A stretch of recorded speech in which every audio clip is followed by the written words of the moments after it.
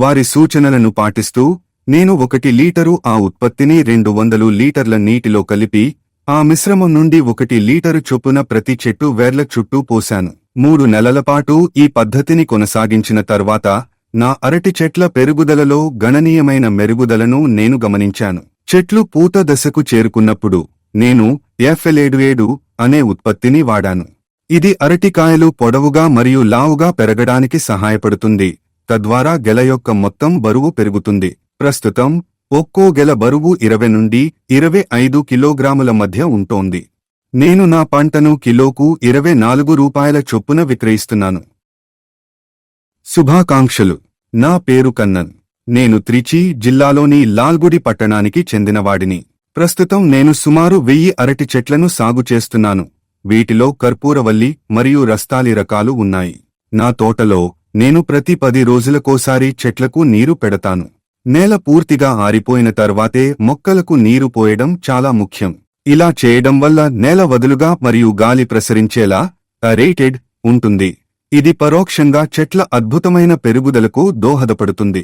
సాగు చక్రం ప్రారంభమైన 6 నెలల తర్వాత నేను ఎపికేఎస్ ఆర్గానిక్స్ వారి సేంద్రియ ఉత్పత్తి అయిన అభిమాన్ ను ఉపయోగించడం మొదలుపెట్టాను. వారు సూచించిన పద్ధతిని అనుసరించి నేను 1 లీటరు ఆ ఉత్పత్తిని 200 లీటర్ల నీటిలో కలిపి ఆ ద్రావణం నుండి 1 లీటరు చొప్పున ప్రతి చెట్టు వేర్ల చుట్టూ పోశాను.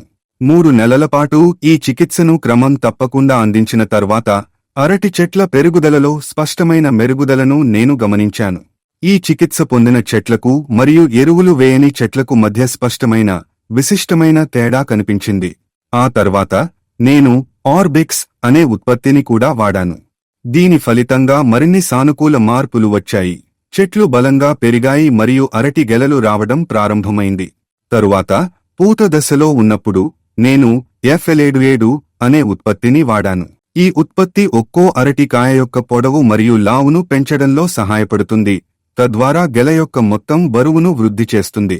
నేను 160 మిల్లీలీటర్లను 16 లీటర్ల స్ప్రే ట్యాంక్లో కలిపి ప్రతి 10 రోజులకోసారి ఆ ద్రావణాన్ని పిచికారీ చేశాను.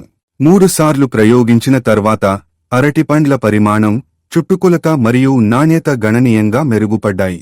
ప్రస్తుతం ఒక్కో అరటి గెల బరువు 20 నుండి 25 కిలోల మధ్య ఉంటోంది. నేను వీటిని కిలోకు 24 రూపాయలు చొప్పున విక్రయిస్తున్నాను.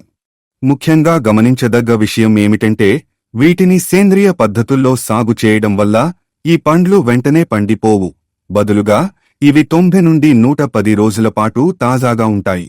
దీనివల్ల మాకు అవసరమైన సమయానికి సరిగ్గా వీటిని కోసుకునే వెసులుబాటు లభిస్తుంది.